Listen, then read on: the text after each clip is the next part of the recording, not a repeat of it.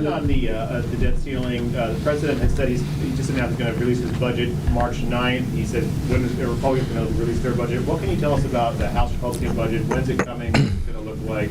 And what's your message heading into this meeting with Biden on Wednesday? Obviously, there's timetables for releasing the budgets. The president's budget is due, I believe, prior to that date. Ours is due in April, so I hope the president meets his deadline, just like we're going to work to meet our deadline. At the same time, what you see coming up with the debt ceiling is a symbol of Washington's spending problem, because the debt ceiling is literally the nation's credit card. It's got a maximum.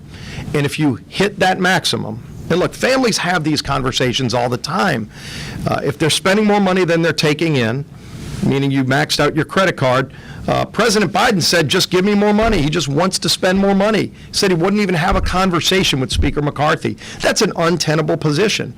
It's a recklessly irresponsible position for President Biden to take, to say just give him more money so he can keep spending money that we don't have. We have got to get control over spending in Washington. And what Speaker McCarthy said is we need to sit down and have a responsible adult conversation like families do. Because if a family maxes out the credit card, they're not just going to go get another credit card or ask the bank to raise the limit.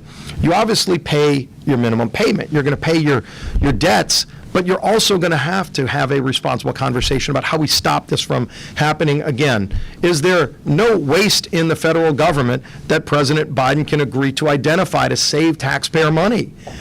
And again, that's what Speaker McCarthy laid out, and hopefully they'll be able to start having that conversation. But I think when every family looks at their own budget, they look at the federal government and they see waste, billions, tens of billions, hundreds of billions of dollars in identified waste. We've identified hundreds of billions of dollars of payments, COVID-related items that are going to people that don't even have Social Security numbers, that don't even live in America. Prisoners in prison getting checks from taxpayers, and President Biden said he doesn't want to cut any waste. That's irresponsible. It's untenable. It's about time we confront this problem.